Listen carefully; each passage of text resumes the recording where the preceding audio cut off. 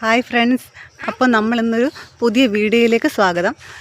അപ്പോൾ ഇന്ന് ചെമ്പരത്തിത്താളി ഉണ്ടാക്കാൻ പോവുകയാണ്. അപ്പോൾ അതിനായിട്ടുള്ള ചെമ്പരത്തി എല്ലാം എന്താ പറിച്ച് വെച്ചിട്ടുണ്ട്. അപ്പോൾ നമ്മളിത് ഉണ്ടാക്കാൻ പോകുന്ന വഴിക്കാണ് നമ്മുടെ വല്യമ്മച്ചി പറങ്ങേണ്ടിയൊക്കെ ചുട്ട് തല്ലിയെടുക്കുന്ന കണ്ടത്.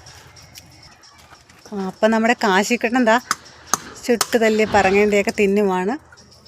വേണ്ട, അവന് വലിയ ഇഷ്ടമാണ് അതൊക്കെ.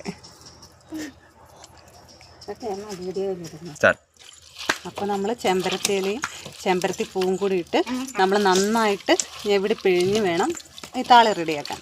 അപ്പോൾ ഈ തലയിൽ താരനുള്ളവർക്കും ഈ മുടി കൊഴിച്ചിലിനൊക്കെ ഏറ്റവും നല്ലതാണ് ചെമ്പരത്തി താളി. ഞാൻ എൻ്റെ മോക്കും ഞാൻ ഇത് തന്നെയാണ് ഉപയോഗിക്കുന്നത്. അപ്പോൾ കാശിക്കുട്ടൻ വീണ്ടും എന്താ കശുവണ്ടി ചുട്ട് തിന്നുകൊണ്ടിരിക്കുവാണ്.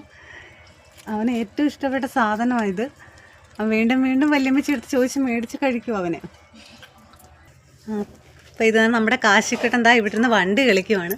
കാശിക്കുട്ട ഹായ് കൊടുത്തേ. ഹായ്.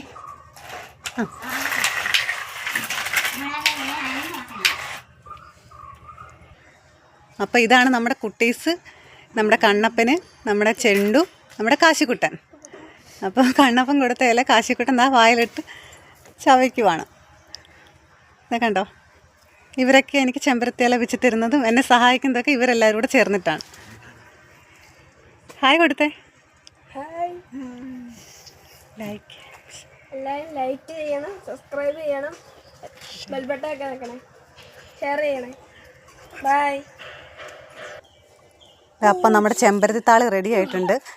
ഇതിന് നമുക്ക് ഒന്നുകൂടി അരിച്ചിട്ട് നമുക്ക് തലയിൽ തേക്കാം. അപ്പോൾ തേച്ച് കഴിഞ്ഞാൽ ഈ മുടി കൊഴിച്ചിൽ, താരന്, അങ്ങനെയുള്ള പ്രശ്നങ്ങളൊക്കെ മാറും സ്ഥിരമായിട്ട് ഉപയോഗിച്ച് കഴിഞ്ഞാൽ. ഞങ്ങളിങ്ങനെയാണ് എന്നും ഉപയോഗിക്കുന്നത്. പിന്നെ ഇതിൻ്റെ കൂട്ടത്തിൽ വേണമെങ്കിൽ നമുക്ക് കുറച്ച് ഉലുവ അരച്ച് ചേർക്കാം, അങ്ങനെയൊക്കെ ചെയ്യാം. കഞ്ഞിവെള്ളം ആഡ് ചെയ്യാം. അപ്പോൾ ഇതൊക്കെ ചെയ്താൽ നമ്മുടെ കുഞ്ഞുങ്ങൾക്കും തലയിൽ തേക്കാൻ നല്ലതാണ്. പിന്നെ നിങ്ങൾക്ക് വീഡിയോ ഇഷ്ടപ്പെട്ടെങ്കിൽ നിങ്ങൾ ലൈക്ക് ചെയ്യണം, ഷെയർ ചെയ്യണം, സബ്സ്ക്രൈബ് ചെയ്യണം. പിന്നെ ഇതെൻ്റെ ആദ്യമായിട്ട് ഞാൻ തുടങ്ങിയ ഒരു ചാനലാണ്. പിന്നെ എൻ്റെ ഫോണിനും ക്ലാരിറ്റി കുറവാണ്, അതുകൊണ്ട് അതിൻ്റെയൊക്കെ അപാകതകൾ കാണും. അതൊക്കെ നിങ്ങൾ എന്നോട് ക്ഷമിക്കണം. എന്നിട്ട് നിങ്ങൾ ഞങ്ങളെ സപ്പോർട്ട് ചെയ്യണം. അപ്പോൾ നമുക്കിനി പുതിയൊരു വീഡിയോ കാണുന്നവരെ ബൈ ബൈ.